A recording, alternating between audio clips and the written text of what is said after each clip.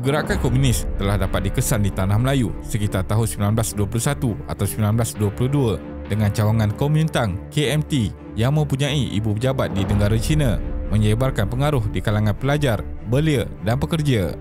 Sekolah Cina juga menjadi pusat gerakan penting komunis dan pelajar diberi gambaran bahawa perjuangan komunis adalah untuk membela nasib rakyat.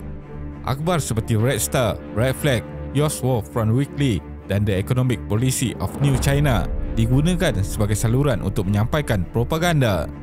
Usaha juga dibuat untuk menarik orang Melayu melalui ejen komunis dari Indonesia, namun gerakan ini gagal.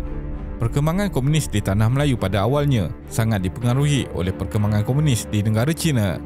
Biro Timur Jauh Kuomintang di Shanghai menubuhkan Parti Komunis Malaya (PKM) semasa persidangan perwakilan ketiga di Singapura pada tahun 1930.